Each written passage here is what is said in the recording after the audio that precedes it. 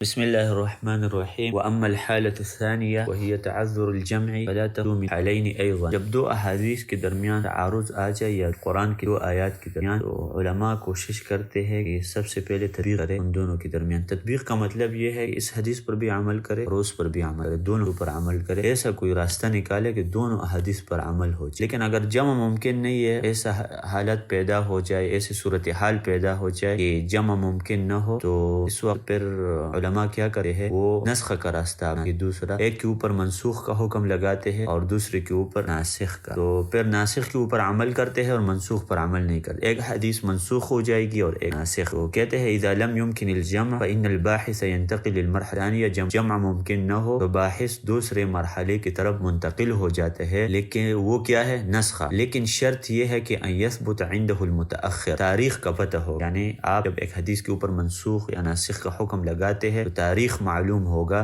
کہ وہ جو منسوخ حدیث ہے وہ متقدم ہے اور جو ناسخ حدیث ہے وہ متأخر ہے، بعد میں نبی علیہ السلام بیان. تو اگر دونوں ایک ہی ٹائم میں ہو تو پھر نسخ کا حکم نہیں ہوگا. تو وثبت المتأخر فهو الناسخ. متأخر یعنی جو بعد میں آپ صلی اللہ علیہ وسلم نے حکم دیا ہے اس کو ہم ناسخ بولیں گے، اور جو پہلے حکم دیا تھا وہ منسوخ. جیسے آپ صلی اللہ علیہ وسلم نے منع کیا تھا کہ آپ قبور کی زیارت نہیں کر سکتے ہیں، مقبرے نہیں جا سکتے، پھر اس حکم کو منسوخ کر دیا اور آپ صلی اللہ علیہ وسلم نے فرمایا کنت نہیتکم عن زیارت القبور الا فزوروها، ابھی آپ مقبرے کی زیارت کے لیے جا سکتے. والبحث في النسخ يلخص في مسألتين. الاولى تعریفه. نسخ کی ابھی کیا تعریف ہے؟ نسخ کی تعریف یہ ہے کہ رفع حکم شرعی بدلیل شرعی متأخر عنه. ایک شرعی حکم اللہ تعالیٰ اٹھاتا ہے اور دوسرا شرعی حکم لے کے آتا ہے، لیکن یہ جو دوسرا شرعی حکم ہوتا ہے پہلے شرعی حکم سے متأخر ہوتا ہے.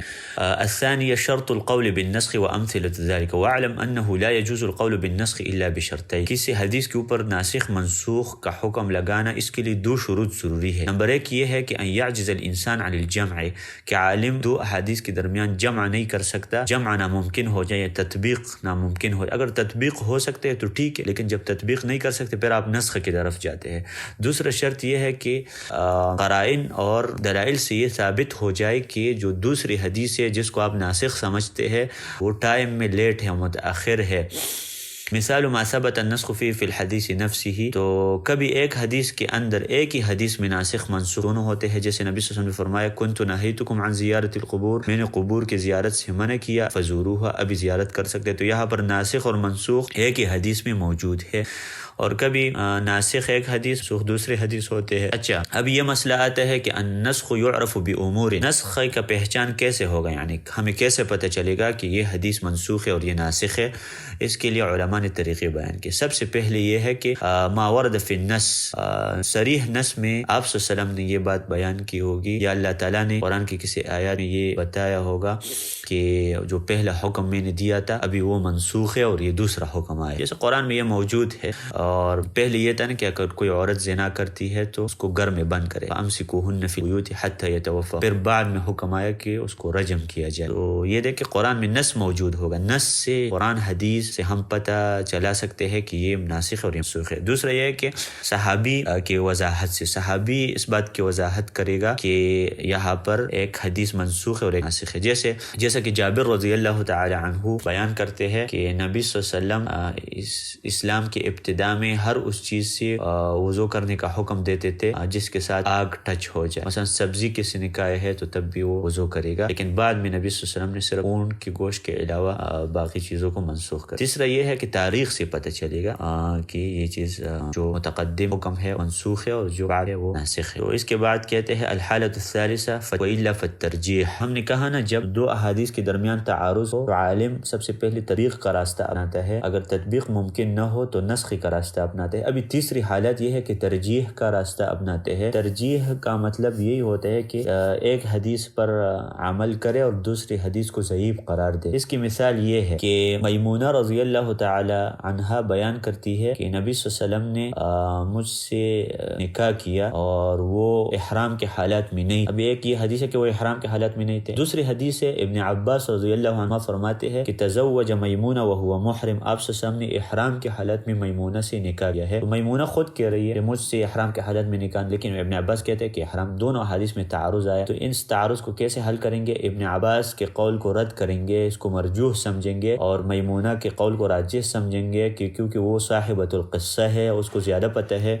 اس وجہ سے۔ تو اس کو کہتے ہیں ترجیح کا راستہ، کہ ایک حدیث کو آپ راجح قرار دے اور دوسرے کو آپ مرجوح قرار دے۔ مرجوح کا مطلب ہے کہ ضعیف کر دے اس کو۔ اچھا، تو یہ تو 3 طریقے ہو گئے کہ جب 2 احادیث کے درمیان تعارض ہو تو ایک عالم جمع کا راستہ اپناتا ہے، دوسرا یہ ہے کہ نسخ کا راستہ اپناتے ہیں، تیسرا یہ کہ وہ ترجیح کا راستہ۔ اگر یہ تینوں ممکن نہ ہو تو چوتھا راستہ یہ ہے کہ ایک عالم توقف کرے گا۔ توقف کا مطلب یہ ہے کہ نہ اس حدیث پر عمل کر سکتا ہے اور نہ اس پر کر سکتا ہے۔ یہ مطلب ہے کہ ثم توقف اذا لم يتيسر العمل باحد المسلكين السابقين عند التعارض وهي الجمع والنسخ فانه يجب التوقف عن العمل بالحديثين حتى يتبين له الامر۔ تو یہ بات کر رہے ناسخ اور منسوخ کے بارے میں، انہوں نے بات کی ترجیح وغیرہ کا جو راستہ ہے اس کی وضاحت۔ اس کے بعد ہم مردود حدیث کے بارے میں بات شروع کریں۔ مقبول حدیث کے بارے میں بات ہو رہی تھی، اب اس کے بعد ہے کہ مردود حدیث، یعنی وہ حدیث جو امت رد کرتے ہیں، اوپر عمل نہیں کریں گے، اور حدیث کے رد کرنے کے کیا اسباب ہے، وہ کیا وجوہات ہے جس کی وجہ سے ہم حدیث کو رد کرتے ہیں۔ تو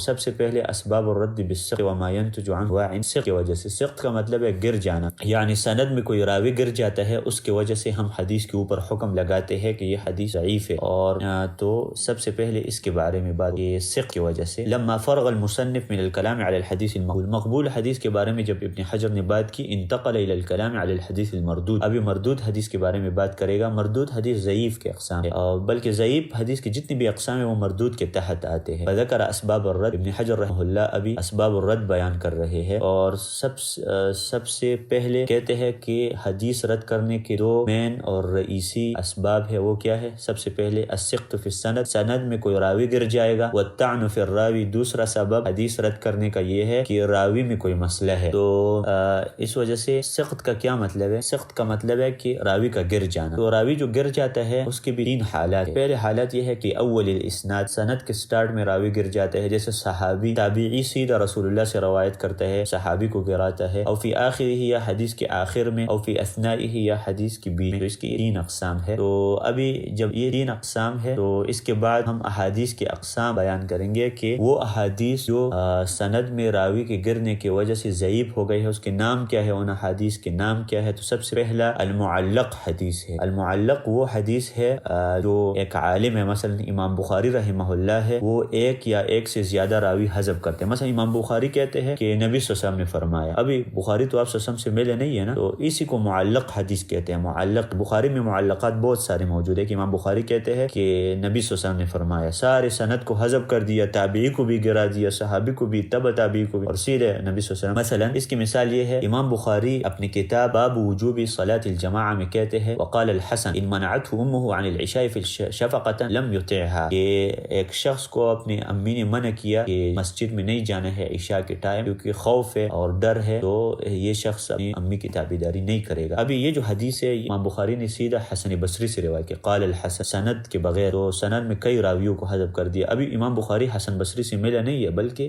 امام بخاری نے یہ حدیث کئی واسطوں سے لی ہوگی، لیکن وہ واسطے سارے وہ راویوں کے نام حذف کر دیے، تو اس کو معلق بولتے۔ تو اس کے بعد مرسل حدیث ہے، دوسری قسم۔ ابھی یہ مردود کی اقسام ہے۔ سب سے پہلے معلق حدیث، ہم نے کہا مردود حدیث کی مین 2 قسمیں ہے کہ سند میں سقط واقع ہو جائے، راوی گر جائے۔ جب راوی گر جاتے ہیں تو یا تو وہ معلق حدیث ہو جاتے ہیں، اور دوسرا مرسل حدیث ہے۔ مرسل حدیث وہ ہے جو تابعی کے بعد والا شخص گر جاتے ہیں، یعنی صحابی مثلا ایک صحابی ہے ابو حنیفہ رحمہ اللہ یا سعید ابن مسیب، وہ کہتے ہیں کہ قال النبی علیہ السلام، اور اس کی مثال موجود ہے عطا ابن ابی رباح، تابعی ہے، وہ آپ صلی اللہ علیہ وسلم سے نہیں ملے ہیں، وہ کہتے ہیں کہ نبی صلی اللہ علیہ وسلم نے اپنے بیٹے ابراہیم کا جنازہ پڑھایا اور 70 رات اس کے اوپر گزرے تھے، یعنی ابراہیم کے 70 دن ہو گئے تھے، تقریباً 2 ماہ اور 10 دن کی عمر، وہ فوت ہو گئے تھے۔ تو ابھی عطا ابن ابی رباح آپ صلی اللہ علیہ وسلم کب ملا ہی نہیں ہے۔ عطا ابن ابی رباح تو تابعی ہے، ابن عباس کا شاگرد ہے، تو انہوں نے کسی صحابی کو سند میں حذف کر، تو اس وجہ سے یہ مرسل حدیث ضعیف ہو۔ تو تیسری قسم معضل حدیث ہے۔ معضل حدیث وہ ہے کہ پے در پے اس میں راوی گر گئے ہو، 2 راوی یا 2 سے زیادہ مثلا 4 راوی وغیرہ، اور ایک کتاب ہے سنن سعید ابن منصور کے نام سے، اور اسی طرح ابن ابی الدنیا کی جتنی کتابیں ہیں تو اس میں معضل احادیث بہت پائے جاتے ہیں کہ پے در پے راوی، مثلا صحابی بھی گر گیا، صحابی کے نیچے تابعی، پھر اس کے نیچے تبع تابعی، بالکل پے در پے روات سند میں گر گئی ہے تو اس کو معضل بولتے ہیں۔ 4 نمبر منقطع حدیث ہے۔ منقطع وہ حدیث ہے جس کے سند سے ایک راوی یا ایک سے زیادہ گر گئے ہو، لیکن معضل میں یہ تھا کہ پے در پے، اور اس میں پے در پے شرط نہیں ہے، بلکہ ہو سکتا ہے کہ مثلا صحابی گر گیا، پھر تابعی موجود ہے، پھر تبع تابعی گر گیا، تو یہ تسلسل ختم ہوا ہے نا، اس میں تسلسل نہیں ہے، تسلسل کے ساتھ راوی نہیں گرے، تو اس وجہ سے وہ منقطع بولے ہیں۔ اور اس کے بعد کہتے ہیں کہ یہ مرسل اور مدلس کے بارے میں کیا فرق ہے، اور مدلس حدیث اور تدلیس، اور اس کے حوالے سے بات کریں۔ مدلس اصل میں دلس سے ماخوذ ہے، اور دلس کا مطلب اندھیرا ہے، اور تدلیس کا مطلب ہوتا ہے کسی کو دھوکہ دیں۔ تو اسی طرح تدلیس کیا ہوتا ہے؟ تدلیس یہ ہے کہ مثلا زید من طلاب شیخ ابن باز، شیخ ابن باز رحمہ اللہ ان کے اسٹوڈنٹس میں سے ایک زید کے نام بھی ہے، تو یہ زید مثلا ابن باز رحمہ اللہ کے دروس میں حاضر ہوتے تھے، لیکن 2 دن نہیں آئے یا 3 دن نہیں آئے، تو جن دنوں میں وہ غائب ہوئے تھے شیخ ابن باز نے اپنے اسٹوڈنٹس کو پڑھایا، احادیث بیان کی، تو باقی